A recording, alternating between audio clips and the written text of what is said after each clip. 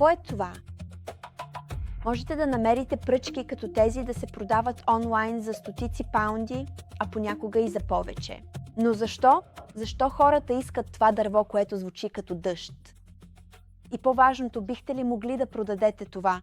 Защото това е нещо много повече от просто едно обикновено парче дърво. Това е атмосфера, усещане и магия, които се усещат във въздуха. След малко ще разберете сами защо хората спират, заслушват се внимателно и често решават да купят. Но преди да се потопим в света на дъждовната пръчка, нека първо ви покажа нещо наистина красиво.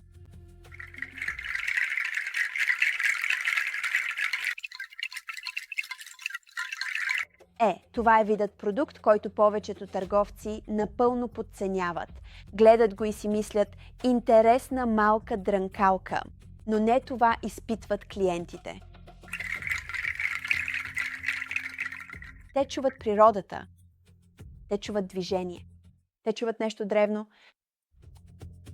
Това са естествени семена от панги, внимателно нанизани от занаячи в Индонезия. И в момента, в който някой ги докосне, продажбата вече е започнала. Защото интерактивните продукти са толкова мощни, те не са просто поредната чаша или свещ. Те създават звук, а звукът се разнася из цялата стая. Изведнъж хората спират на място и започват да обръщат внимание. Сега вече има емоция и сега се продава. Ето в какво е работата. Не ги продавайте просто като дрънкалки с семена. Продавайте ги като потапяне в звук. И тези се продават наистина добре. Изведнъж виждате как биха могли да работят в йога студия, в зали за медитация, терапевтични пространства, духовни магазини или може би успокояващи домашни интериори. Сега те имат емоция и сега се продават. Повечето продукти стоят доста пасивно на рафтовете, чакайки да бъдат забелязани, но не и тези. И затова тези наистина се справят добре, защото дрънкат, ехтят, движат се, създават атмосфера. Вашите клиенти не го знаят, но те копнеят за момент на спокойствие, ритуал, осъзнатост, сетивно изживяване, неща, които се усещат автентични. И това позволява на клиентите да се свържат с тях на емоционално ниво.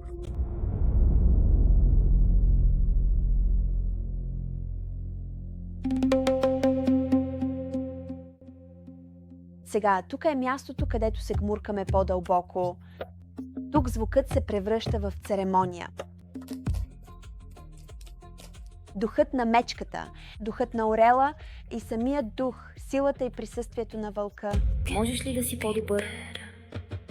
Можеш ли да си вцепенен? Това са повече от просто барабани. Това са тотеми на мистерия и магия. Духът на вълка олицетворява инстинкта и дивия път.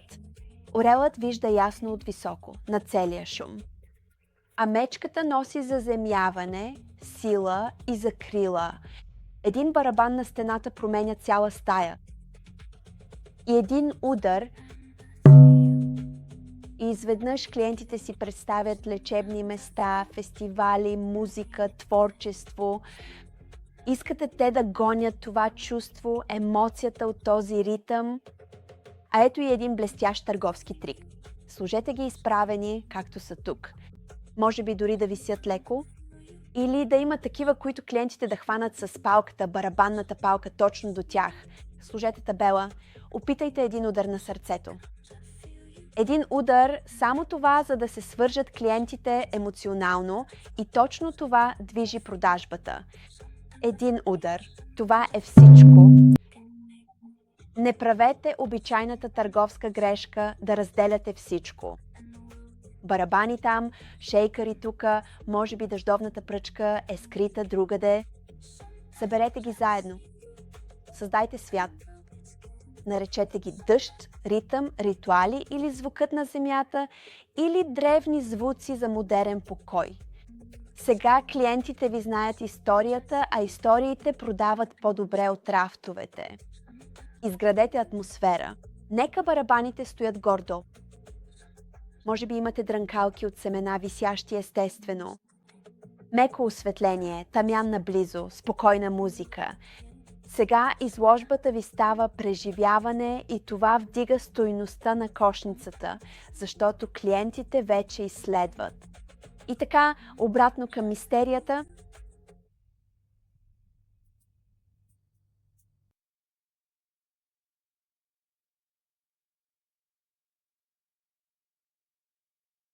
И така, защо дъждовните пръчки са толкова скъпи? Тези, вече усещате, са направени от първокласен материал. Те са от рядко дърво манглит, което им позволява да работят толкова добре и е нужен музикант, за да настрои звука на инструмента. Чувате ли това? Това не е бързо. Това ви кара да забавите темпото.